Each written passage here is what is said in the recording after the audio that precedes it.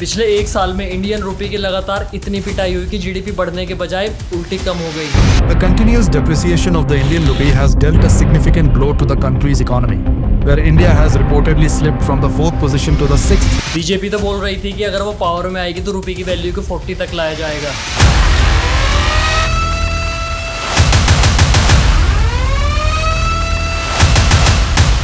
कांग्रेस ने तो यूएसए के प्रेशर में आकर जानबूझकर इंडियन रुपये की वैल्यू को गिराया। वियतनाम ने ऐसा क्या कर दिया जो इंडिया नहीं कर पाया। ना बांग्लादेश की करेंसी गिरती, ना पाकिस्तान की करेंसी गिरती, ना नेपाल की करेंसी गिरती।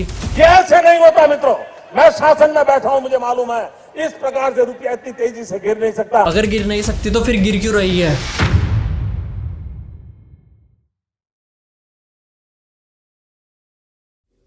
देखिए, जब भी बात इंडियन रुपये की होती है तो हमारे माइंड में हमेशा एक ही क्वेश्चन आता है कि ये रुपये की वैल्यू बैक टू बैक गिर क्यों रही है, और अगर गिर रही है तो इसे कोई रोक क्यों नहीं पा रहा है। एक्चुअल में इसके लिए जिम्मेदार कौन है। बीजेपी कहती है कि इसके पीछे कांग्रेस की गलती है, कांग्रेस कहती है कि इसके पीछे बीजेपी की गलती है, लेकिन एक्चुअल में गलती है किसकी। तो देखिए, भले ही रुपये की वैल्यू आजकल न्यूज़ में ज़्यादा आ रही है, लेकिन इसके गिरने की जो कहानी है वो बहुत पुरानी है, और पास्ट में ऐसे कई इंसिडेंट्स हुए हैं जिसकी वजह से आज $1 की वैल्यू 100 रुपीज़ को टच करने वाली है। और इस पूरे गेम को समझने के लिए हमें थोड़ा पीछे जाना पड़ेगा, तभी ये सारी चीज़ें आपको अच्छे से समझ में आएगी। और इस वीडियो में जितनी भी चीज़ें मैं आपको बताऊंगा उन सब का लिंक मैंने डिस्क्रिप्शन में दे रखा है।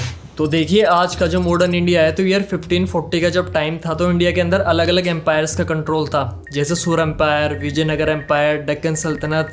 तो इनमें से जो सुर एम्पायर था और इनके जो सुल्तान थे शेर शाह सूरी, इनको लगा कि अगर इन्हें अपने एम्पायर के अंदर इकोनॉमिक स्टेबिलिटी लानी है तो एक strong and reliable currency system होना बहुत ज़रूरी है।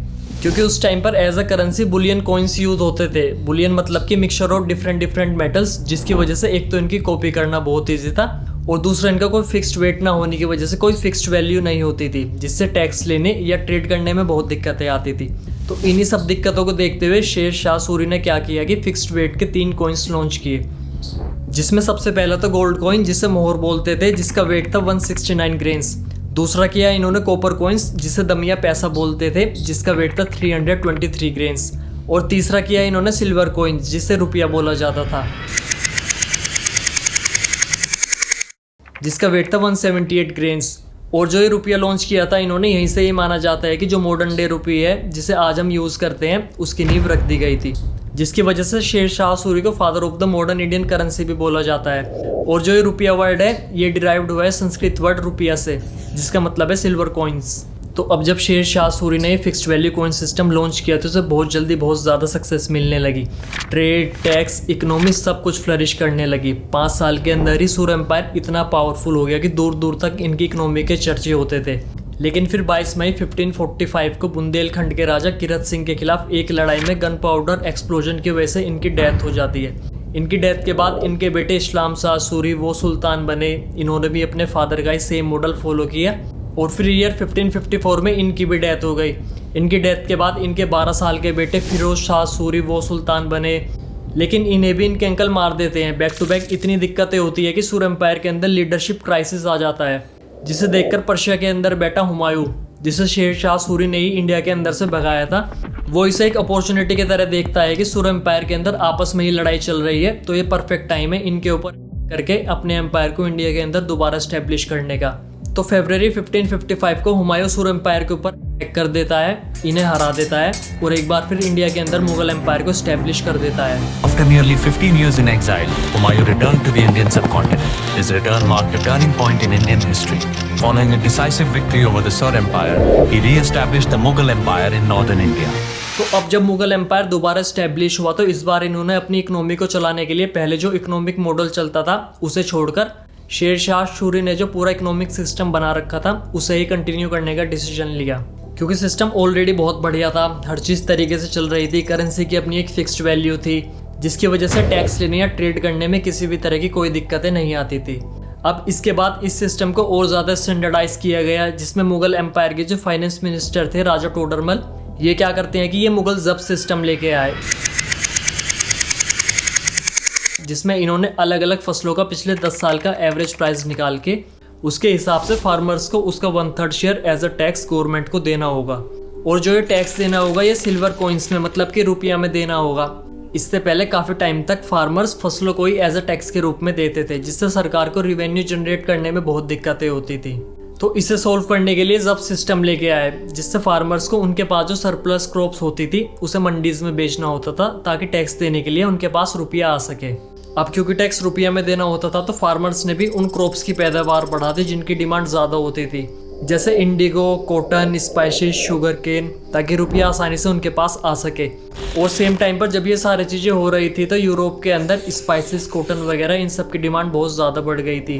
लेकिन सप्लाई लिमिटेड होने की वजह से जो पोर्तुगीज ट्रेडर्स थे, उन्होंने इंडियन सब कॉन्टिनेंट की तरफ आकर ट्रेड करना स्टार्ट कर दिया था। तो इंडिया से ये कॉटन, स्पाइसेस वगैरह खरीद कर यूरोप ले जाते थे, और बदले में इनके पास कुछ वैल्यूएबल तो होता नहीं था देने के लिए, तो ये इनकी पेमेंट सिल्वर के थ्रू करते थे। तो इस तरह से सिल्वर इंडिया के अंदर आता था, मुगल उससे रुपया बनाते थे एंड अपनी इकोनॉमी को सपोर्ट करते थे, जिससे बहुत जल्दी मुगल एम्पायर के पास इतनी ज़्यादा वेल्थ हो गई थी कि दुनिया के 25% जीडीपी यहीं से आती थी। हाल ये हो गया था कि south east Asia, middle east, east Africa, यहाँ पर भी अगर किसी को ट्रेड करना होता था तो वो भी रुपया के थ्रू ही होता था, क्योंकि रुपया उस टाइम पर पूरी दुनिया के अंदर सबसे स्टेबल करेंसी मानी जाती थी। जैसे आज की डेट में लोगों का भरोसा यूएस डॉलर पर है, वैसा ही भरोसा उस टाइम पर रुपया के ऊपर था।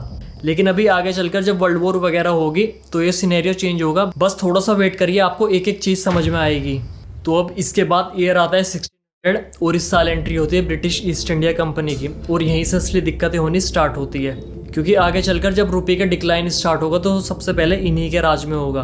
तो देखिए, शुरू में तो ये भी इंडिया के अंदर ट्रेड करने ही आए थे। इन्होंने भी इंडिया से स्पाइसेस, कॉटन खरीद कर ब्रिटेन के अंदर भेजना स्टार्ट कर दिया था, और पेमेंट के लिए ये भी मुगल रुपयों का ही यूज़ करते थे, एंड काफ़ी टाइम तक यही सब चलता रहा।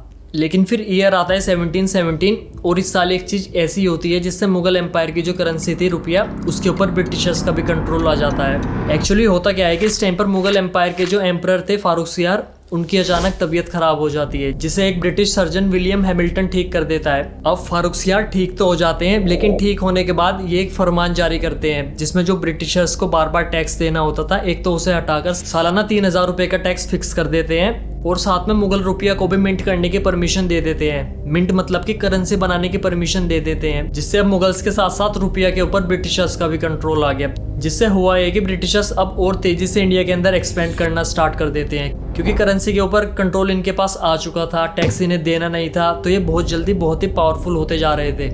जिससे इन्होंने ईयर 1757 एंड 1764 में battle of Plassey and battle of Buxar लड़के अपनी पावर को इंडिया के अंदर स्टैब्लिश कर दिया, और फिर ट्रीटी ऑफ इलाहाबाद करवा के जिन एरियाज पर पहले मुगल एम्पायर का कंट्रोल था, उनके दीवानी राइट्स अपने अंडर में ले लिए। जैसे बंगाल, बिहार, उड़ीसा, यहाँ के दीवानी राइट्स इन्होंने अपने पास ले लिए। और फिर इसके बाद जैसे जैसे ब्रिटिशर्स ने एक के बाद एक एम्पायर को हटाकर इंडिया के अंदर अपनी पूरी पावर स्टैब्लिश कर ली, तो ईयर 1835 का जब टाइम आया तो इन्हें लगा कि इंडिया के अंदर जो अलग अलग एम्पायर्स ने अपनी अपनी करेंसी चला रखी है, उन्हें हटाकर एक यूनिफॉर्म करेंसी लानी होगी, ताकि ट्रेड करना हो या टैक्स लेना हो उसमें एक यूनिफॉर्मिटी आ सके। तो यूनिफॉर्मिटी लाने के लिए कोइनेज एक्ट 1835 लेके आए, जिसमें इन्होंने पहले जो मुगल सिल्वर रुपया चलता था उसे हटाकर अपना कंपनी सिल्वर रुपया लॉन्च कर दिया। और यही वो टाइम था जब ब्रिटिशर्स ने रुपया को रुपये में कन्वर्ट कर दिया, क्योंकि रुपया प्रोनाउंस करने में इन्हें दिक्कतें आती थी। तो अब जब कंपनी सिल्वर रुपये लॉन्च हुआ तो इसका वेट इन्होंने रखा 11.66 ग्राम। देखिए, पहले भी वेट रहता तो इतना ही था, लेकिन अलग अलग रीजन्स में थोड़ा ऊपर नीचे हो जाता था। लेकिन इस बार इन्होंने इसे 91.7% सिल्वर कंटेंट के साथ 11.66 ग्राम फिक्स कर दिया। ये है इसकी ओरिजिनल पिक। तो इस तरह से इन्होंने इंडिया के अंदर रुपये को एक यूनिफॉर्म करेंसी बना दिया था। लेकिन अब इसके बाद बैक टू बैक 2 इंसिडेंट्स ऐसे होते हैं जिससे हिस्ट्री में हमें पहली बार रुपये की डिवैल्यूएशन देखने को मिलती है। एक्चुअली होता क्या है कि ईयर 1870 में यूरोप की 2 बहुत ही important countries France and Germany आपस में लड़ने लगते हैं, जिससे फ्रैंको प्रूशियन वॉर स्टार्ट हो जाती है।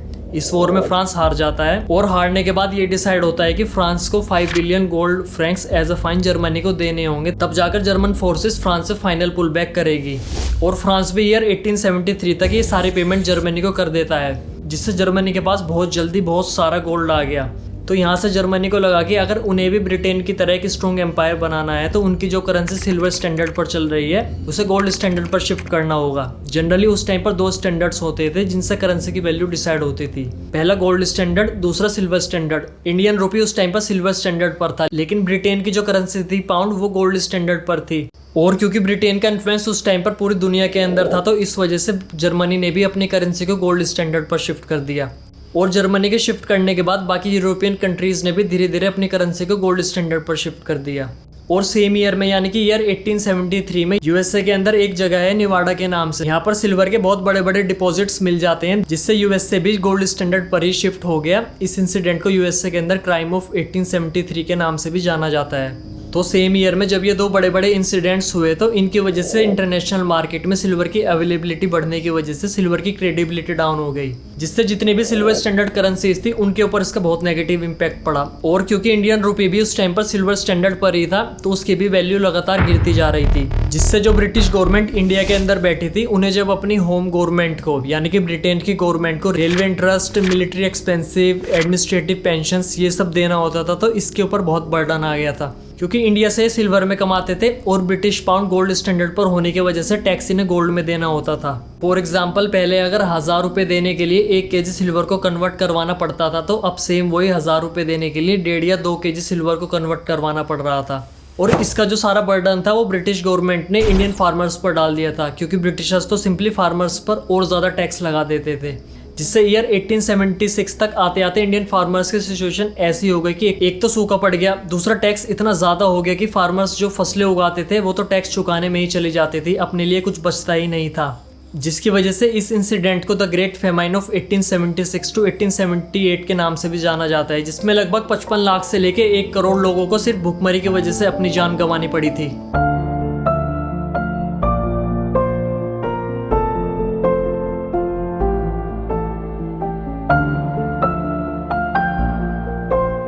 तो जब ये इतना बड़ा क्राइसिस आया जिसमें सिल्वर के प्राइसेस फ्री फॉल गिर रहे थे, तो इसे सोल्व करने के लिए ब्रिटिशर्स ने एक कमेटी बनाई जिसे लॉर्ड अर्शल जो थे वो लीड कर रहे थे। इस कमेटी ने रिकमेंड करा कि जितनी भी मिंटिंग प्रेस चल रही है इंडिया के अंदर, एक तो इसे आम पब्लिक के लिए बंद करना होगा ताकि सिल्वर की फेक स्केर्सिटी बना के सिल्वर के प्राइसेस को स्टेबल करा जा सके। इससे पहले क्या होता था कि कोई भी सिल्वर लेके चला जाता था और रुपए को मिंट करवा लेता था, जिससे मार्केट में सिल्वर एंड रुपी दोनों का फ्लो बहुत ज़्यादा हो गया था। दूसरा, इन्होंने रुपये को ब्रिटिश पाउंड के साथ पैक्ट करने को कहा, जिसमें 1 रुपये की वैल्यू 1 शिलिंग 4 पैसे के इक्वल होगी, मतलब कि 1 पाउंड 15 रुपये के बराबर होगा। इससे पहले काफ़ी टाइम तक 1 पाउंड 10 रुपये के बराबर होता था। तो अब जब इन्होंने इंडियन रुपये को ब्रिटिश पाउंड के साथ पैक्ट करने को कहा, तो इससे हुआ ये कि इंडियन रुपये की वैल्यू भी अब इनडायरेक्टली गोल्ड स्टैंडर्ड पर शिफ्ट हो गई, क्योंकि ब्रिटिश पाउंड गोल्ड स्टैंडर्ड पर था, मतलब कि अब ब्रिटिश पाउंड के हिसाब से इंडियन रुपये की वैल्यू डिसाइड होगी। तो अब जब ये दोनों चीज़ों को इम्प्लीमेंट किया गया तो ये एक्चुअल में काम किया, बहुत जल्दी रुपये की वैल्यू दोबारा स्टेबल हो गई। लेकिन ये करने के चक्कर में रुपये 33.3% डेप्रिशिएट कर गया। ये इस तरह से 33.3% की वैल्यू निकल के आई है। और फिर इसके बाद ईयर 1898 में फॉलोवर कमेटी की रिकमेंडेशन पर 1 पाउंड 15 रुपये के बराबर फिक्स कर दिया गया। इससे पहले सिर्फ ट्रायल के लिए 1 पाउंड 15 रुपये के बराबर किया गया था। अब इसके बाद काफ़ी टाइम तक रुपी स्टेबल रहता है, किसी भी तरह की कोई मेजर दिक्कत नहीं आती है। लेकिन फिर ईयर 1917 में वर्ल्ड वॉर 1 स्टार्ट हुई, जिसकी वजह से सिल्वर के प्राइसेस एंड इंडियन गुड्स की डिमांड दोनों स्काई रॉकेट होने लगी। तो इस वजह से पहले जो इंडियन रुपये की वैल्यू 1 पाउंड 15 रुपये के बराबर थी, उससे ज़्यादा तो उसे बनाने के लिए जो सिल्वर यूज़ हो रहा था उसकी वैल्यू हो गई थी। तो लोगों ने भी इसका फ़ायदा उठाकर रुपये को मेल्ट करके जो सिल्वर मिल रहा था उसे यूज़ करना स्टार्ट कर दिया था, जिससे इंडियन रुपये के अंदर एक क्योस जैसी सिचुएशन पैदा हो गई थी। किसी को कुछ समझ ही नहीं आ रहा था कि इस सिचुएशन से निकला कैसे जाए। तो इससे निकलने के लिए ब्रिटिशर्स ने मजबूरी में इंडियन रुपये को ब्रिटिश पाउंड से अनपैक्ट कर दिया, मतलब कि दोबारा फिर इंडियन रुपये की वैल्यू सिल्वर के हिसाब से डिसाइड होगी।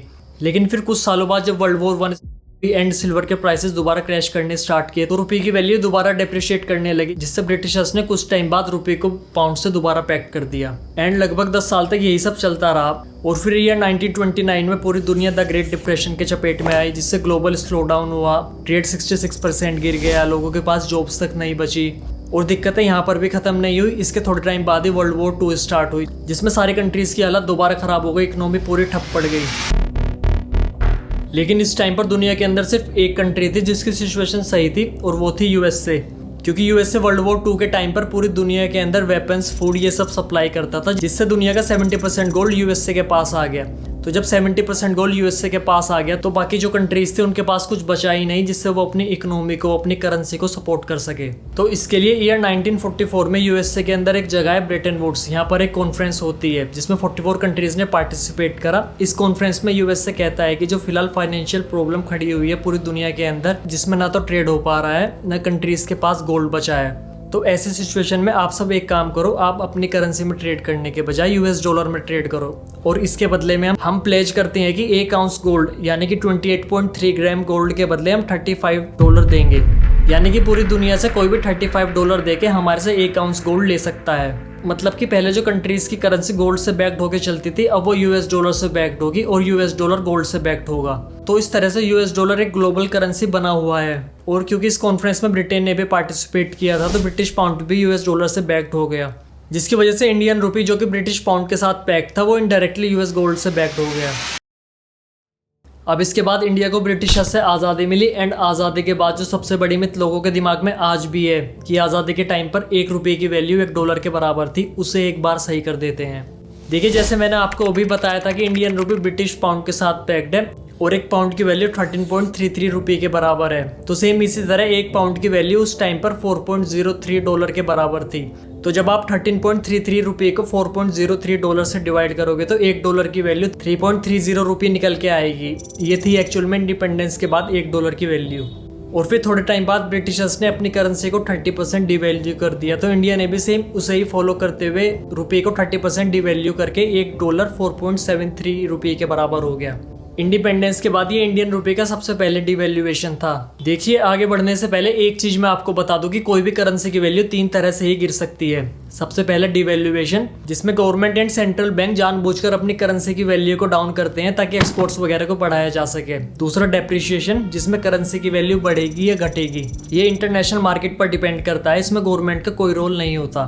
ये जो इंडियन रुपये अभी लगातार गिरता जा रहा है, इसके पीछे डेप्रिसिएशन का ही रोल है, अभी आएगा आगे। और तीसरा है इन्फ्लेशन, जिसमें कंट्री के अंदर गुड्स एंड सर्विसेज के प्राइसेस जब कंट्री की इकोनॉमिक ग्रोथ से ज़्यादा होने लगे, मतलब कि पहले जो प्रोडक्ट आप ₹1 में खरीद सकते थे, अब वही प्रोडक्ट खरीदने के लिए आपको ज़्यादा रुपए खर्च करने पड़ रहे हैं। तो इन्हीं सब कारणों की वजह से आगे चलकर रुपये की वैल्यू डिसाइड होगी। तो देखिए, काफ़ी टाइम तक जैसे तैसे कांग्रेस कंट्री को चलाती रही और $1 की वैल्यू $4.76 के बराबर रही। लेकिन फिर जैसे जैसे टाइम बीतता गया और ईयर 1962 आया, तो इस ईयर में धोखे से चाइना ने इंडिया के ऊपर अटैक कर दिया। चाइना के 3 साल बाद पाकिस्तान ने इंडिया के ऊपर अटैक कर दिया और दिक्कतें यहाँ पर भी खत्म नहीं हुई। इन्हीं के साथ साथ इंडिया के अंदर सूखा भी पड़ गया, जिससे इंडिया को अपने अनाज के लिए भी यूएसए की PL 480 फूड एड पर डिपेंडेंट होना पड़ा।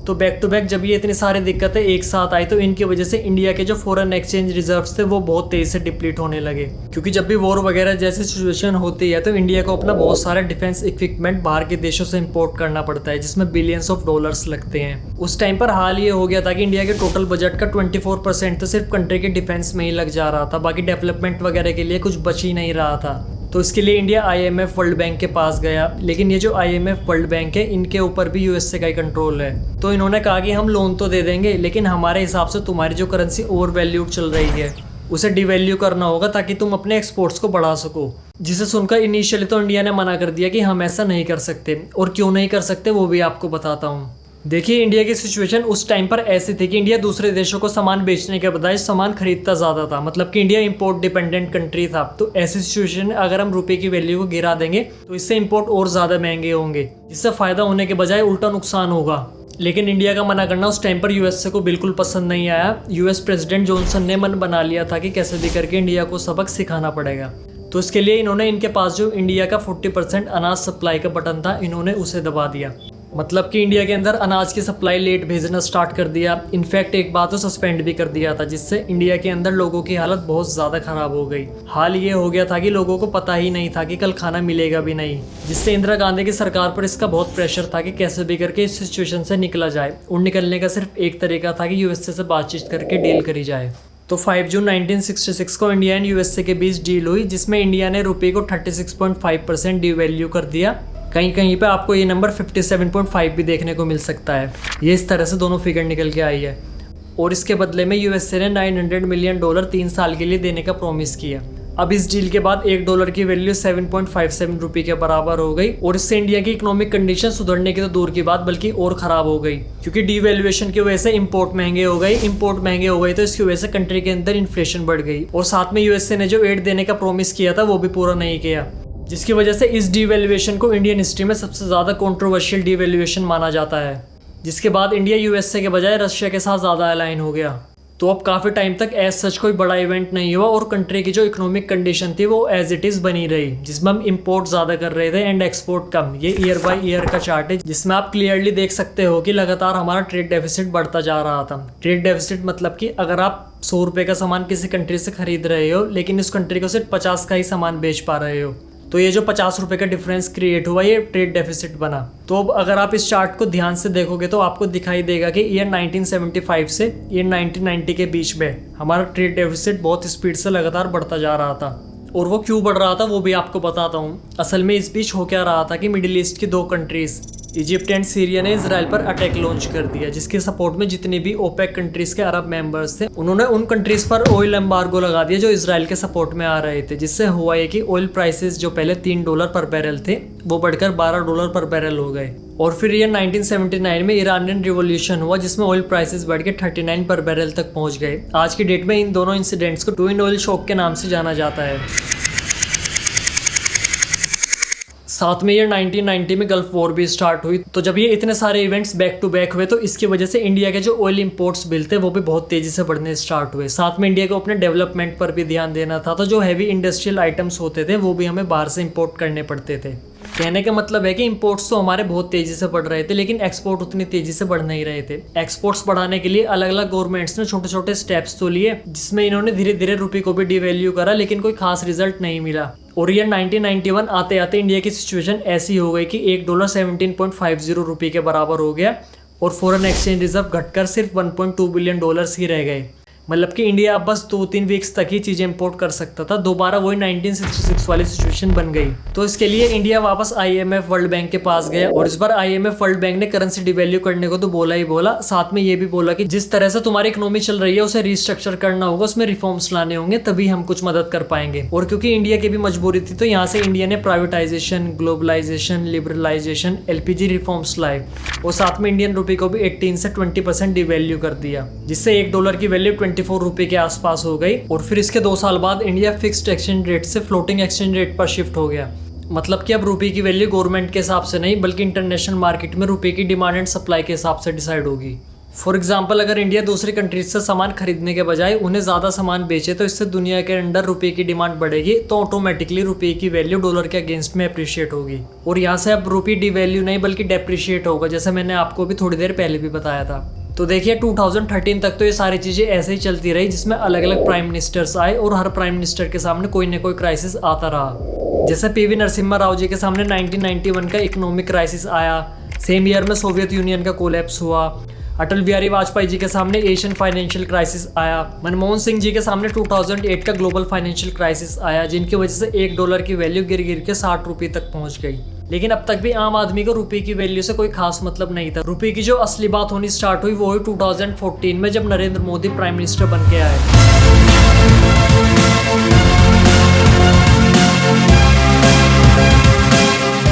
क्योंकि मोदी जी ने अपने इलेक्शन कैंपेन में रुपये की वैल्यू को लेकर कांग्रेस को खूब घेरा, जिसमें मोदी जी का कहना था कि ना तो पाकिस्तान की करेंसी गिरती, ना बांग्लादेश की करेंसी गिरती, ना नेपाल की करेंसी गिरती। आई एम श्योर आपने ये वीडियो देखी भी होगी। ये ऐसे नहीं होता मित्रों, मैं शासन में बैठा हूं, मुझे मालूम है इस प्रकार से रुपया इतनी तेजी से गिर नहीं सकता। अरे ये नेपाल का रुपया नहीं गिरता है, बांग्लादेश की करेंसी नहीं गिरती है, पाकिस्तान की करेंसी नहीं गिरती, श्रीलंका की करेंसी नहीं गिरती, क्या कारण है? हिंदुस्तान का रुपया पतला होता जा रहा है। तो इसमें जो मोदी जी क्लेम कर रही हैं कि सिर्फ इंडिया की करेंसी गिर रही है, उस पर भी एक बार नजर मार लेते हैं। तो अगर हम 2000 से लेके 2014 के बीच का डाटा लेते तो इसमें आप क्लियरली देख सकते हो कि सिर्फ इंडियन रुपये की ही वैल्यू नहीं गिर रही, बाकी करेंसीज की भी खूब पिटाई हुई है। तो मोदी जी का जो ये क्लेम था सिर्फ और सिर्फ इलेक्शन जीतने का एक टैक्टिक था। और इसी के साथ साथ आपने 2014 के इलेक्शन के टाइम पर एक चीज़ और सुनी होगी कि अगर बीजेपी जीत के पावर में आएगी तो रुपये की वैल्यू को 40 तक लाया जाएगा।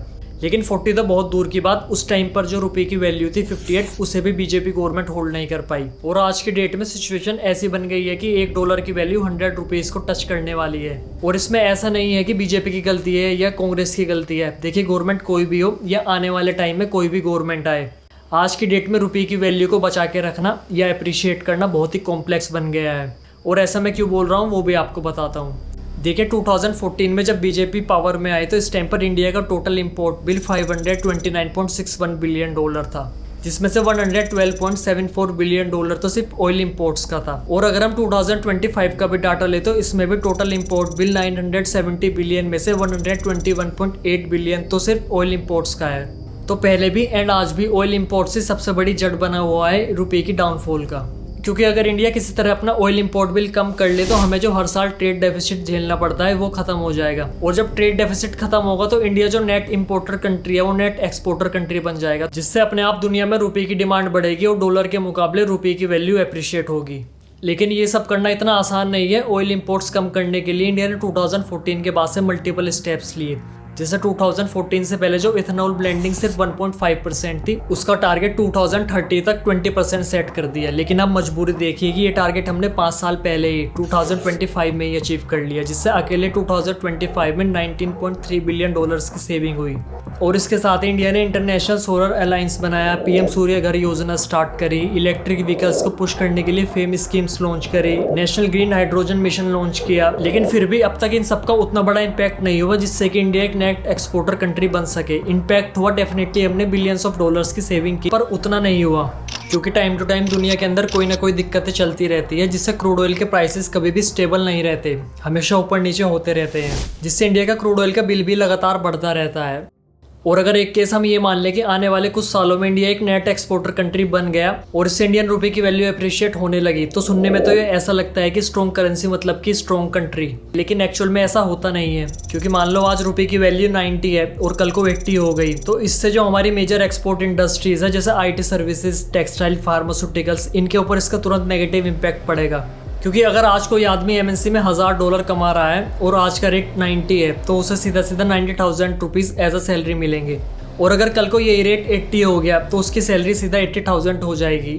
और टेक्सटाइल, फार्मास्यूटिकल्स जैसे सेक्टर्स में भी यही दिक्कत है। होता क्या है कि इंडिया को इन सेक्टर्स में सीधा चाइना, वियतनाम, बांग्लादेश जैसे कंट्रीज से कंपटीशन मिलता है। और जो ये कंट्रीज है ये जानबूझकर अपनी करेंसी इसको अंडर वैल्यूड रखती है ताकि ग्लोबली इनका सामान सस्ते में बिक सके। तो इंडियन रुपये अगर अप्रिशिएट होने भी लगा तो इन सेक्टर्स में हमें जो कॉम्पिटिटिव एज मिलती है वो हमारे हाथ से निकल जाएगी। और साथ में अभी के लिए RBI भी नहीं चाहता है कि रुपये की स्ट्रॉन्ग करेंसी बने। RBI के हिसाब से रुपये एक ऐसे स्वीट स्पॉट पर बना रहे जिससे कि इंडिया के इम्पोर्ट्स भी ज़्यादा महंगे ना हो एंड एक्सपोर्ट्स भी लगातार बढ़ते रहे। लेकिन अभी अगर हम करंट सिनेरियो की बात करें तो ऐसा हो नहीं रहा है। पिछले एक साल में रुपये की वैल्यू 10 से 12% गिर गई, जिससे इंडियन इकोनॉमी जो एक टाइम पर 4th लार्जेस्ट थी वो गिर के 6th लार्जेस्ट हो गई।